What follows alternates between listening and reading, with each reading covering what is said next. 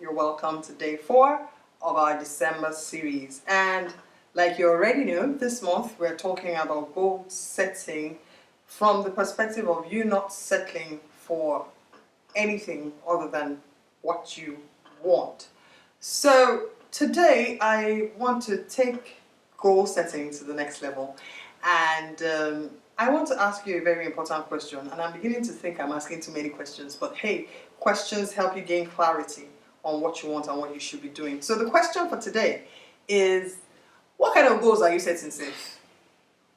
I need to ask because if you are setting goals and you look at these goals and the only person that is benefiting from your goals is you, then you're not setting goals worth setting.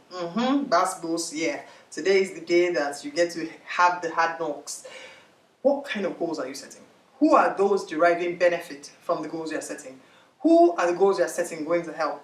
If they're just going to help you, then you can kindly just go ahead and pack your goals and put them in a dustbin and move ahead. A life worth living is a life of purpose. A life of purpose means that you are here, you are on earth to solve someone else's problem, to add value to somebody else, to create something worthwhile that would be of benefit to other people or to the world at large.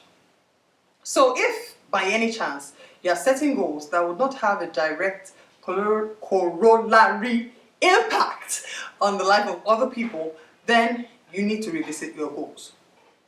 Now, when you have a goal that you've set and you're working towards it, you have a plan and things are working out, people should be able to get some value from what you've created. Now, this is also the soul of business. This is also the essence of business.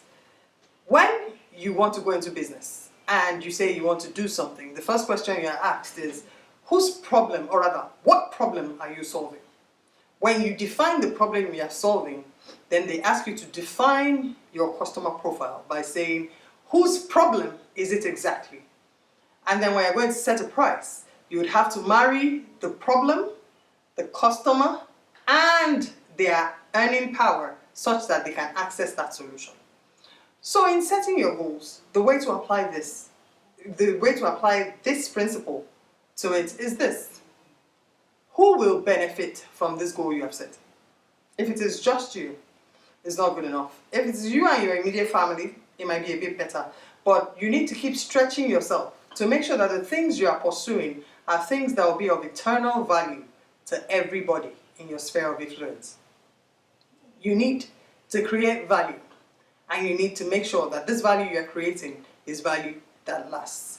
So, in executing your plan, you must make sure that immediately, as soon as you begin to make progress towards what you have decided you want from life, people around you begin to get better by virtue of it. Of course, that is the first circle. The next circle is that the people in your community, the people who live around you, should begin to derive some type of benefit from your actions, from your activity towards your goal. Right after your community, we can now begin to talk about your state, we can begin to talk about your nation, and hey, it's a global village right now. Everybody in the world should ultimately be able to get some value from what you're doing. Any dream, any goal that you have that is not going to, for example, cure the poverty of Nigeria, the poverty of Africa, might need some tweaking, might need some working on. It might just mean that you're not dreaming big enough.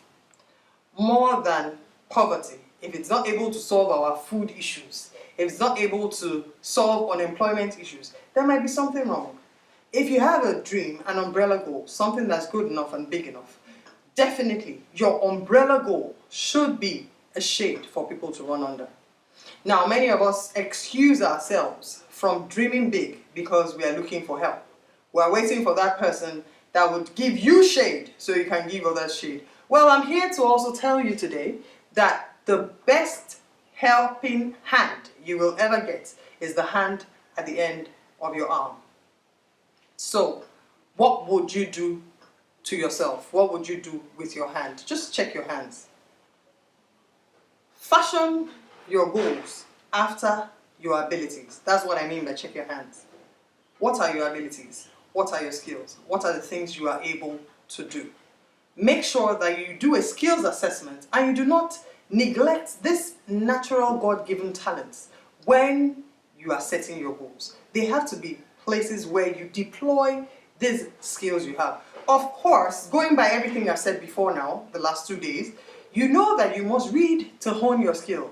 You must read to improve your craft. You must read to get better at what you do. Now, after reading to get better at what you do, you must now deploy what you have learned, the skills you have, the talents you have, to get you faster where you're going. Now, nobody ever made it in life. Nobody ever got famous for just doing what they're required to do. People only hit it good. People do exploits by doing over and above what they're required to do. So, one more challenge I want to give to you today is that you should reach above that you're able to do, or that which you can naturally do. Extend yourself. By being intelligent, you will not go anywhere. By having brains, nothing will happen if you don't use those brains to create something worthwhile that will benefit everybody. This is the chain of value creation. So what do I want to say? Your dreams must create jobs for everybody. Your dreams must make life better for everybody. Whatever you do this year, make sure that the goals you are setting are goals worth setting. Don't settle. Okay? See you tomorrow.